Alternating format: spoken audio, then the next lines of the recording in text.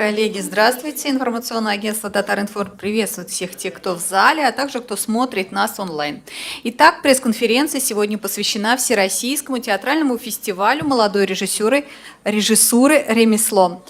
И спикеры наши сегодня: Сагитова Рузель Рамзилевна, директор Казанского татарского государственного театра имени юного зрителя имени Кариева; Нияз Рауфович Игламов, куратор специальных проектов Татарского государственного академического театра имени Камала; Алексеева Лейсан Фаязовна, руководитель художественной литературной части театра имени Кариева; и Айдар Талгатович Забаров, режиссер театра имени Камала.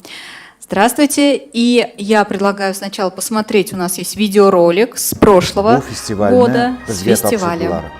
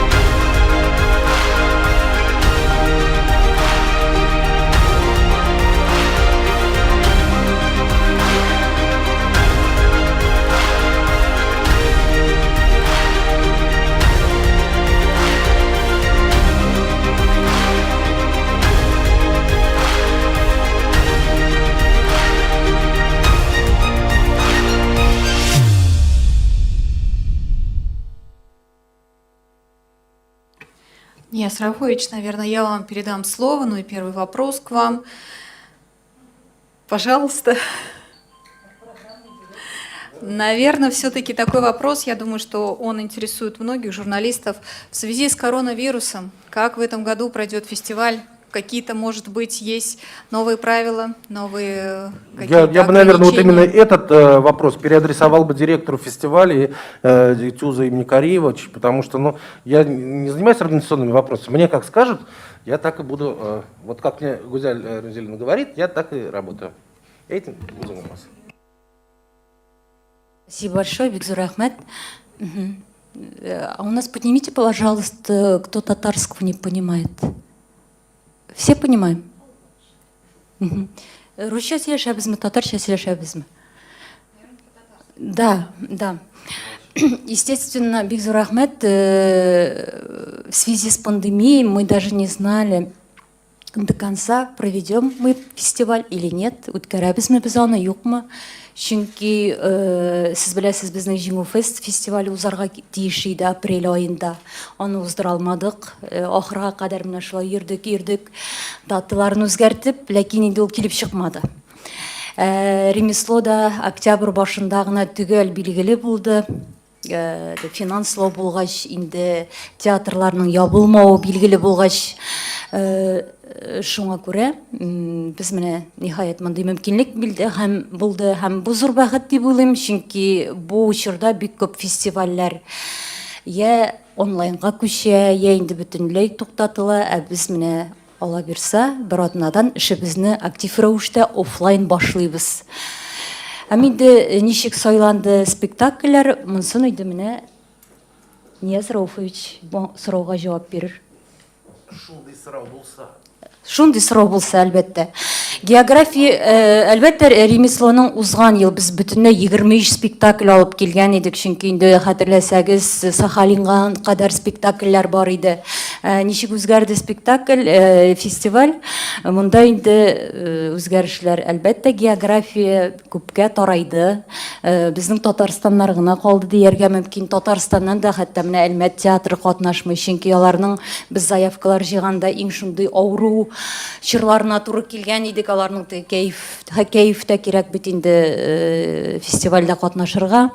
Безнең катнаша буа, Минзәлә һәм Бөгелмә театрлары, Чаллы Курчак театры һәм инде башкалары, барысы да Казаннан. Безнең модераторыбыз югалды. Ну, давайте, я буду модератором. Какие-то есть вопросы или что-то? Может быть, ниндер сораулар булса, ниндер конкретизировать конкретно. Ну, нәрсе, әлбәттә, бик кыен иде быел программаны җыярга. Телибезме юкмы? Беренчедән, әлбәттә, рәхмәт бик зур безнең мәдәният министрлыгына һәм аның җитәкчесенә, министрга рөхсәт биргән өчен. Ләкин барбер ул рөхсәт бераз сыңарды.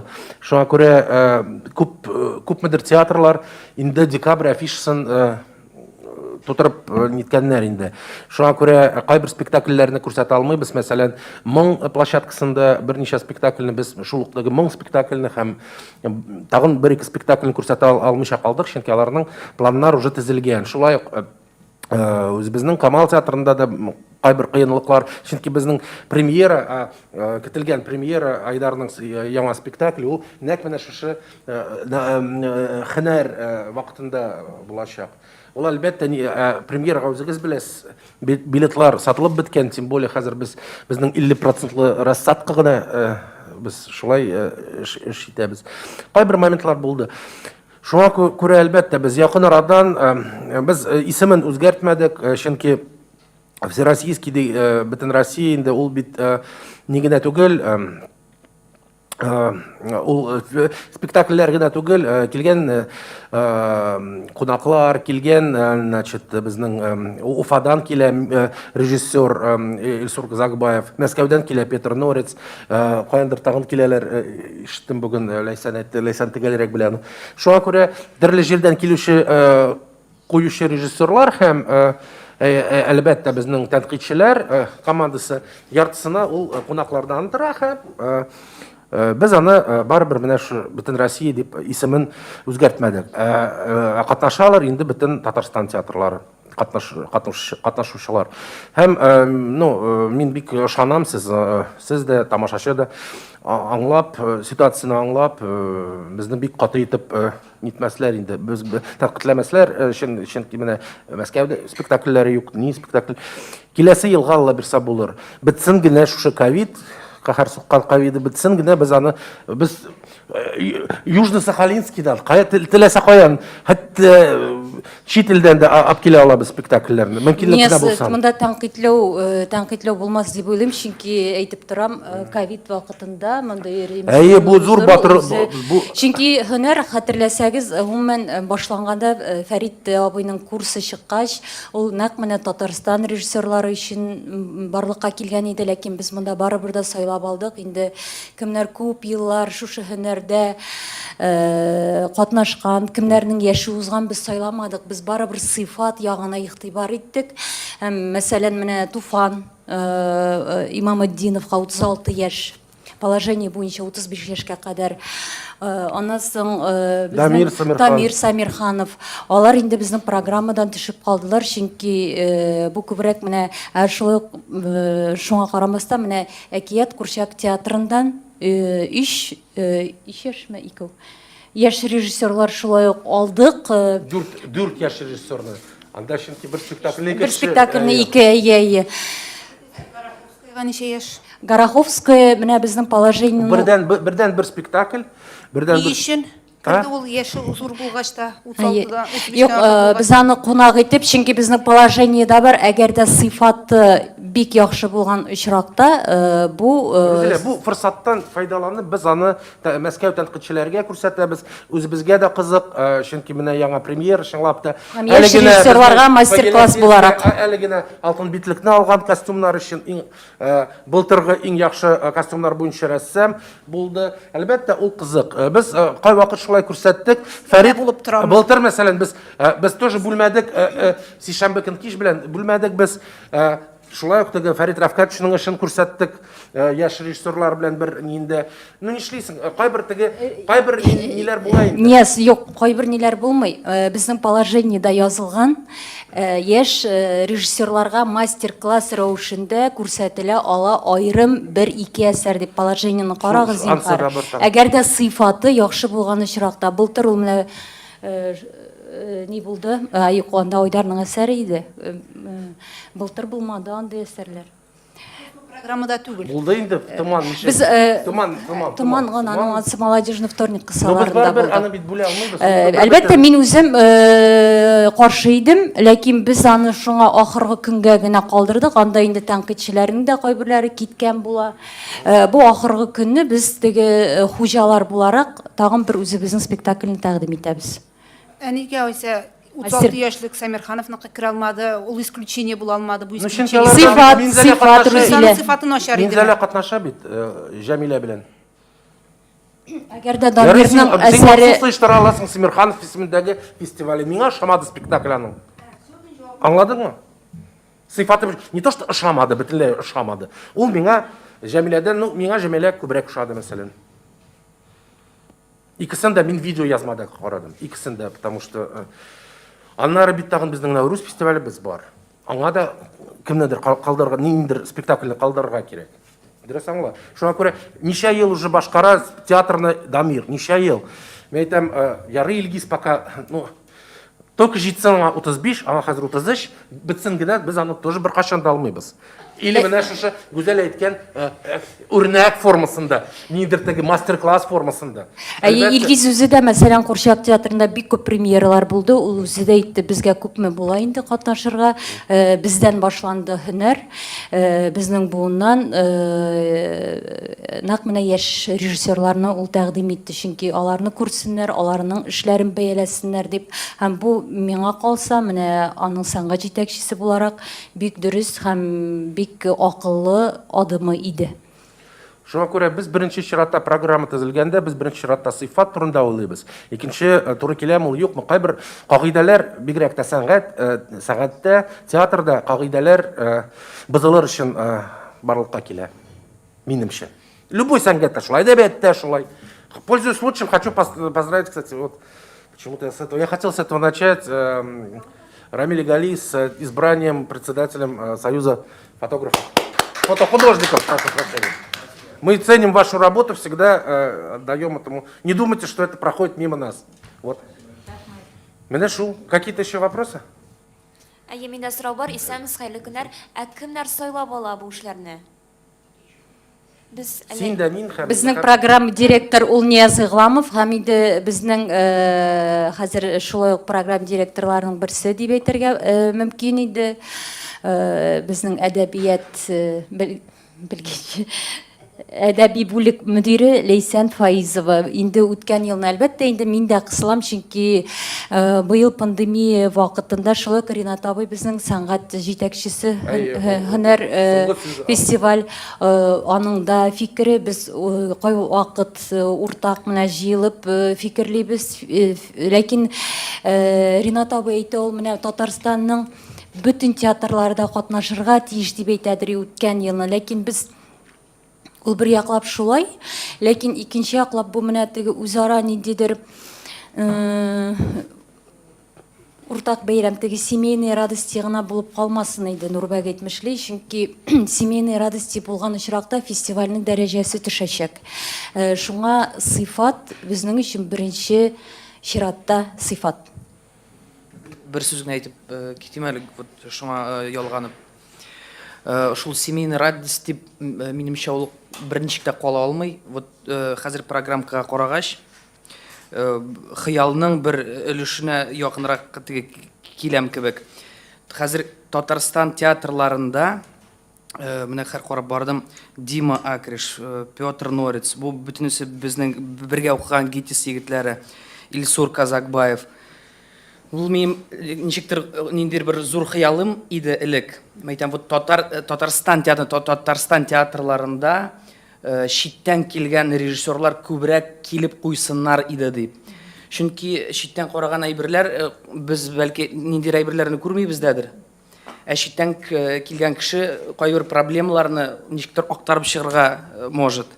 Шуңа күрә Татарстан театрларында читтән килгән режиссерлар, ГИТИС, Питердан килгәннәр күбрәк булсын иде. Һәм менә бүгенге программага караганда ул менә якыная кебек шул. Безнең күпле журналистларыбыз каршы. Ник каршы?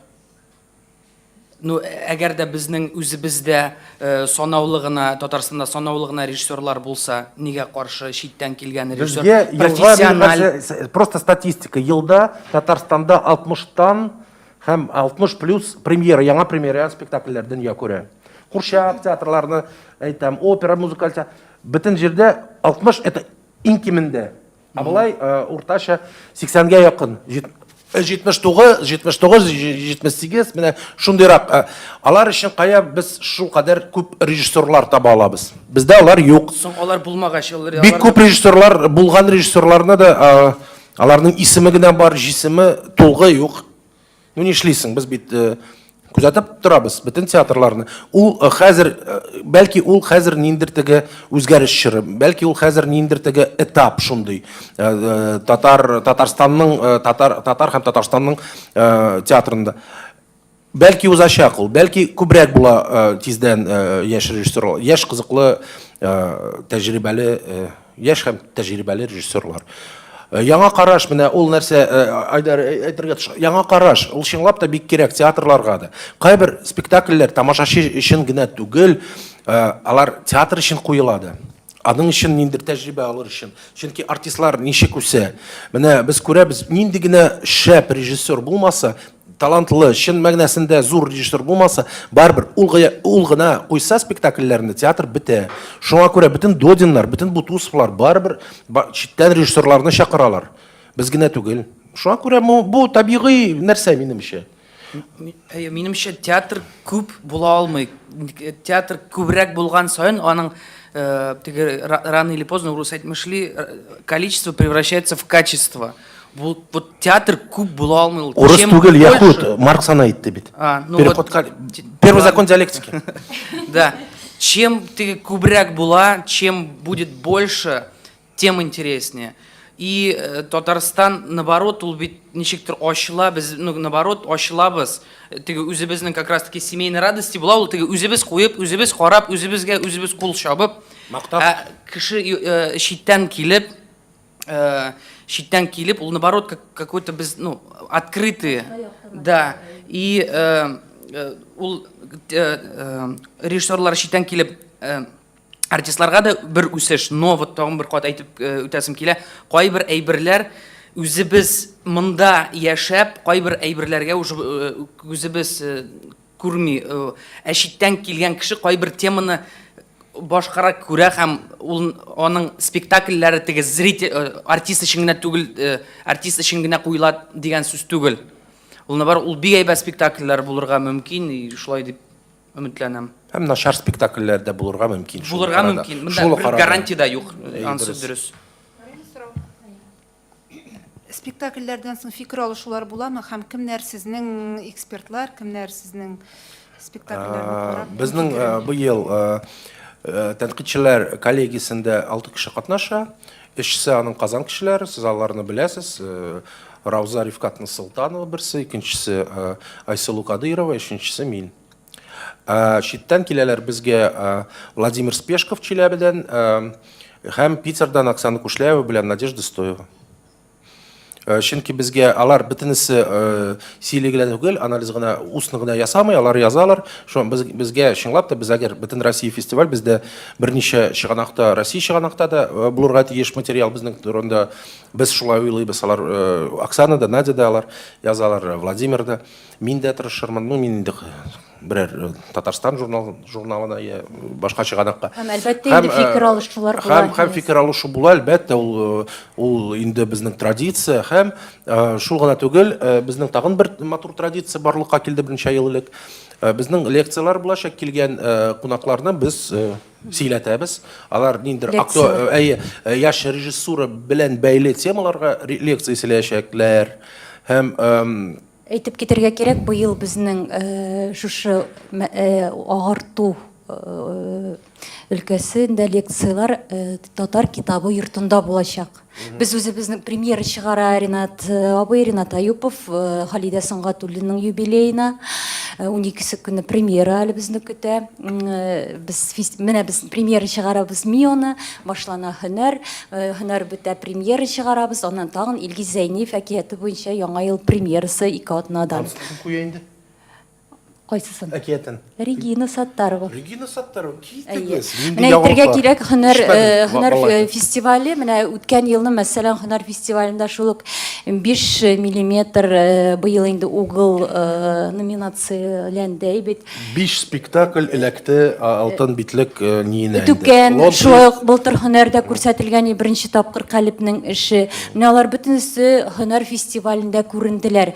Ягъни бу әлбәттә инде режиссерларга ниндидер анализ эшләренә булу белән беррәттән шул ук вакытта Татарстан сәнгатен шулай ук теге фестивальләрдә катнашу өчен ниндидер бер этәргеч оятқы салып куябыз без.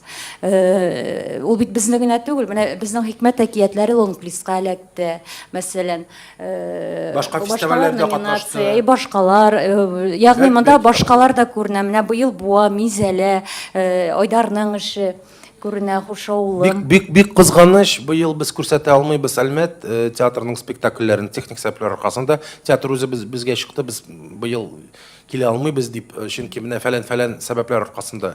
Әлбәттә, күп артистлар авырый, я ниндер теге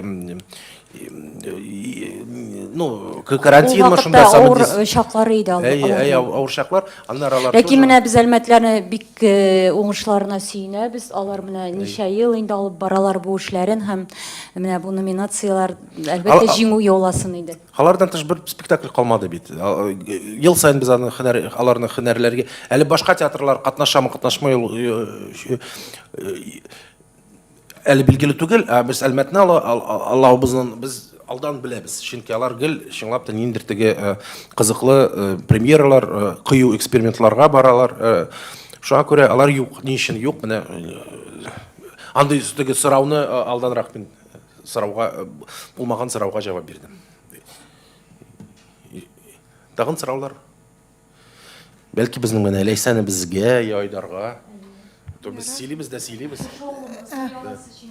Менә 10 ел дәвамында Камал театры алып барды. Менә 2нче ел Кариф театры нинди яңалыклар кертәсез, сез керттегез һәм кертергә җыенасыз ул фестивальгә? Әле ничек сезгә тапшырдылар, шул рәвештә генә барачакмы ул?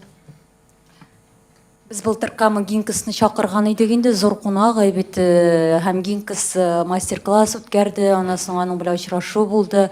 Ул яңалык булмаса да, ничектер беренче елны без инде зур кунак белән башларга булдык. Быел чыгып карадык кунакларга да, Феодорига да. Юк, быел просто быел да китерер идек, әгәр алданрак белсәк, фестиваль була дип. Әлбәттә чыккан кешеләр килә алмады, ләкин шуңа карамастан без быел шундый менә безнең яшь режиссерлар арасында зур уңышларга ирешкән, инде тирән белем алган Айдар Жаббаров белән очрашу үткәрәбез. Шулай бит, Айдар. Менә әле без сөйләшүләр алып бара гына башладык. Шуңа күрә Айдарга белән интервью булганы бар инде.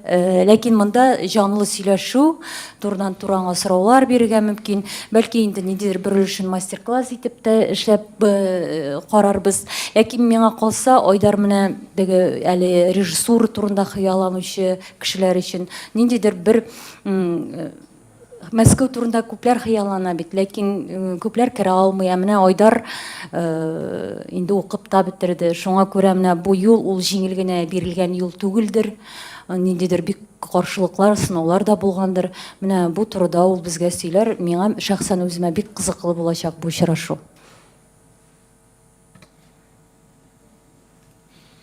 Коллегалар? Әлбәттә. Менә сез сыйфатлы спектакльләр дидегез бит инде.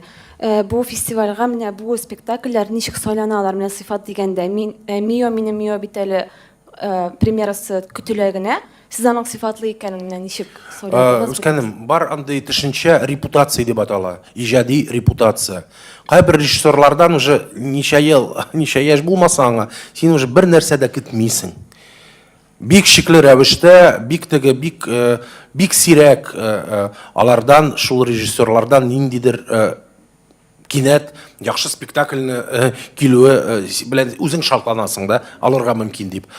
Күп очракларда, мәсәлән, әгәр Екатерина Гороховская иң әйдәп, менә балалар өчен куючы режиссер, иң әйдәп баручылардан берсе, иң ну, иң билгеле режиссерлардан берсе куя икән бигрәк тә Фагилә Сельская белән бердәмлектә.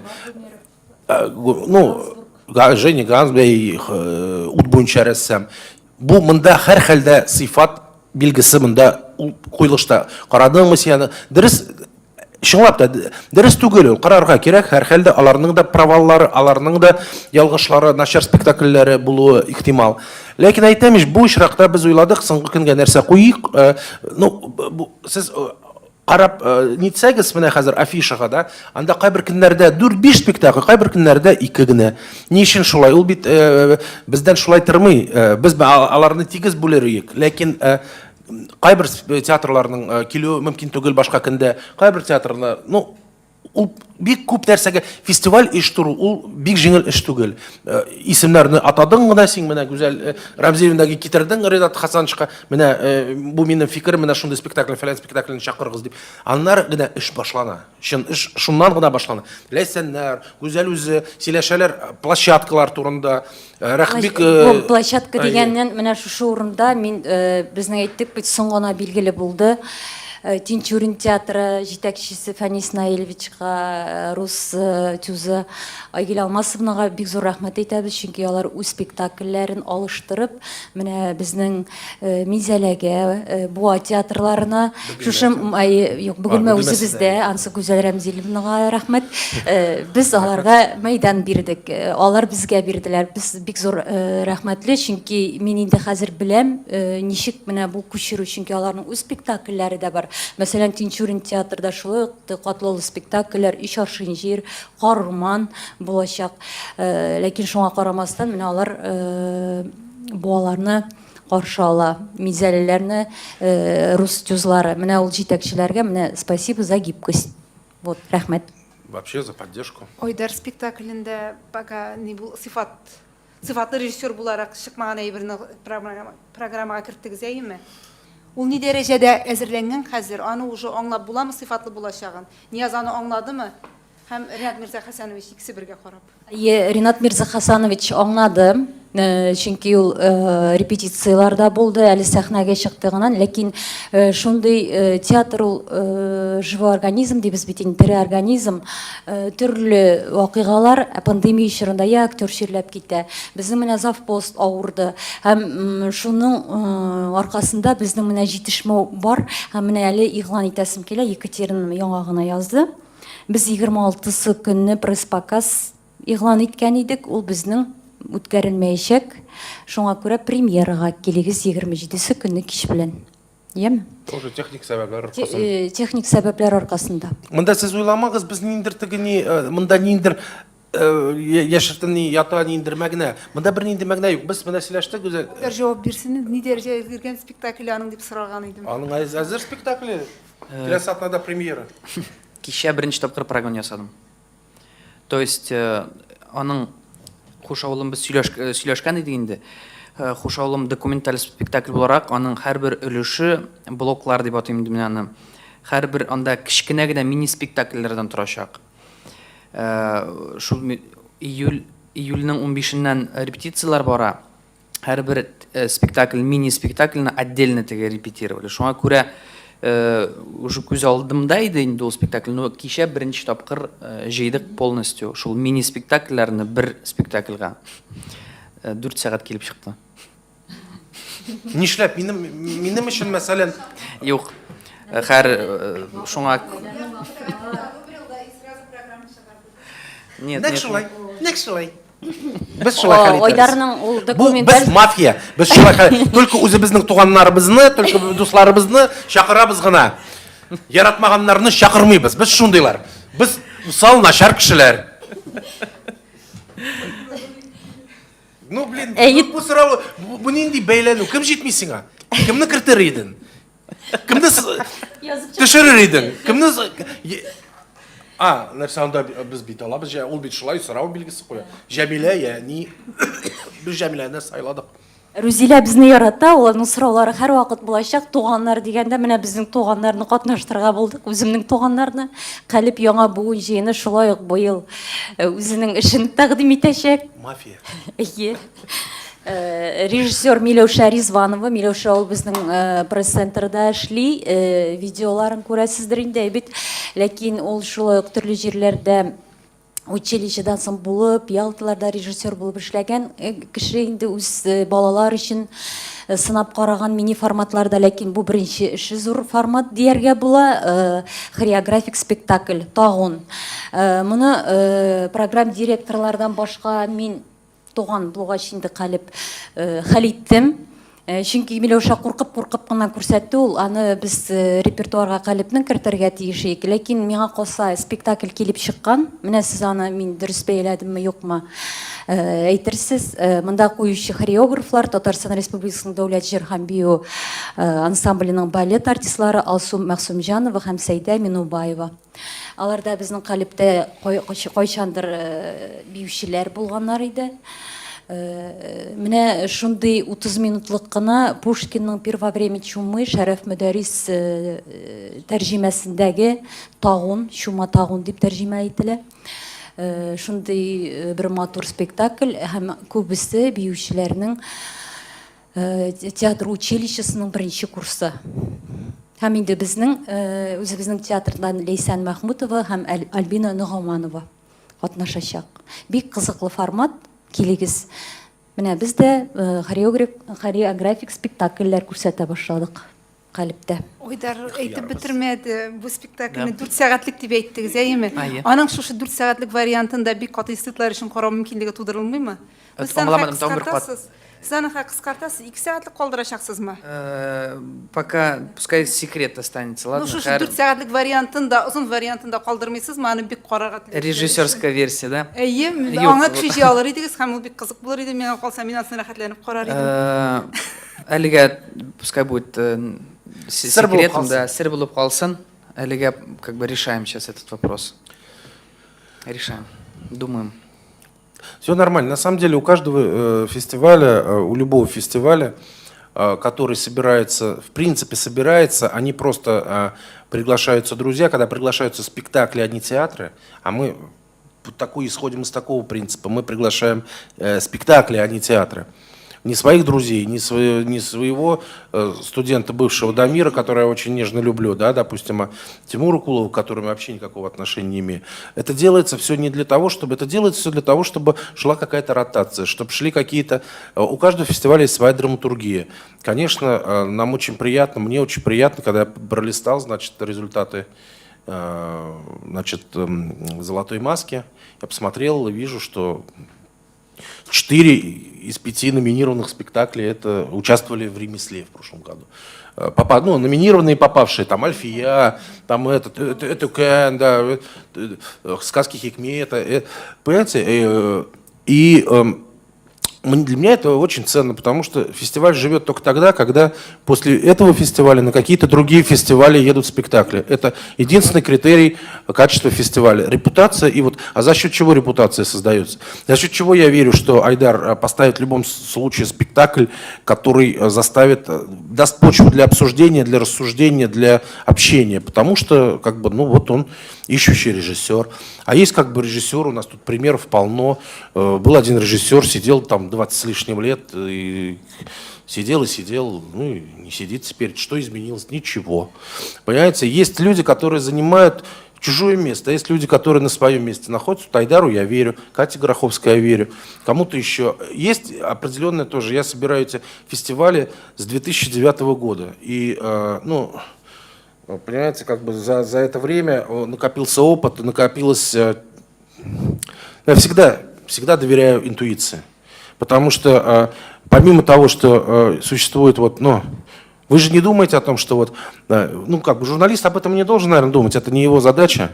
Но в принципе есть проблема, например, показа на чужой площадке. Что некоторые спектакли... о том, как Лейсан мында кынауытара бір сөзді ашмыша, бик интеллигентный кышел, Минтугель, она например, она сколько сил для того, чтобы найти адекватную площадку, чтобы спектакль как можно лучше был сыгран на фестивале. Это очень сложная работа, это сложный труд. Поэтому так говорить, этого не вошло, тот не вошло.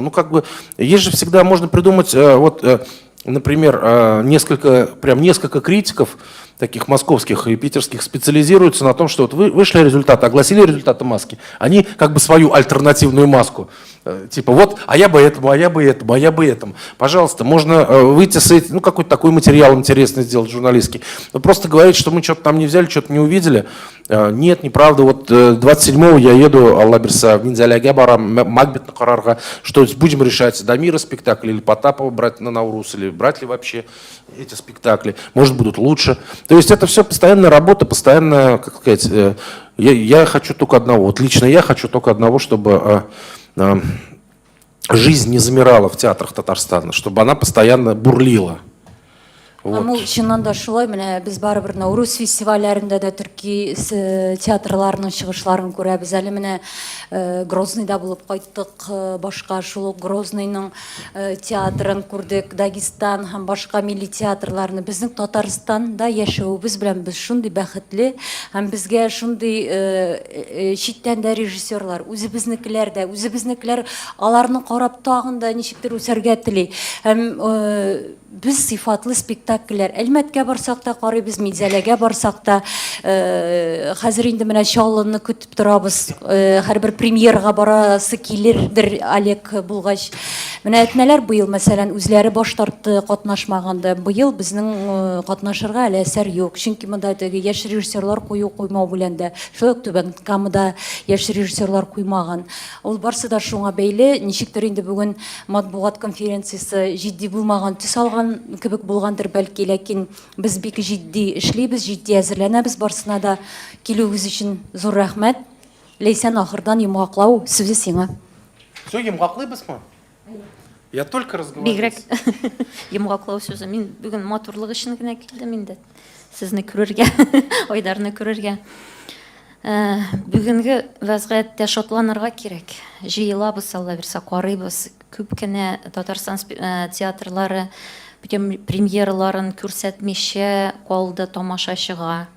Шуңа күрә җыелып Казанда, Алла берсә, бер-беребезне карыйк, исән сау булыйк, иң мөһиме. Амин. Мин хәзер инде менә нәкъ 1 ел радиодан киткәнемә, театрда эшлим, көндә шатланам, чынлап әйтәм. Иптәшләр, коллегалар. Чөнки бу бик кызгай бер икән, бу бик кайвакыт катлаулы, авыр эштә. Хәзер мин башка яктан күрәм инде фестивальләрне оештыру. Шуңа күрә бер-беребезгә мәрхәмәтле булыйк. Мәрхәмәтле булыйк. Яратып яшик бер-беребезне, Язмин, сине яратам. Булмый инде алай, булмый, юк. Рузиләне дә яратам. Аллага шөкер, шулай сораулар бирә торган. Шундый. И ул хис бик тиз уза ул. Театрга булган мәхәббәт. Тукта әле, мин 1 ел гына эшлим. Шуңа күрә бөтен кешене яратам. Миндә юк шул, минем там зарядкада. Юк, сораулар бар. Туктагыз.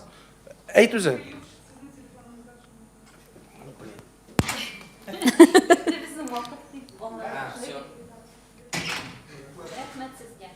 Фотога төшәсегез китсәләр белән рәхмәт итегез.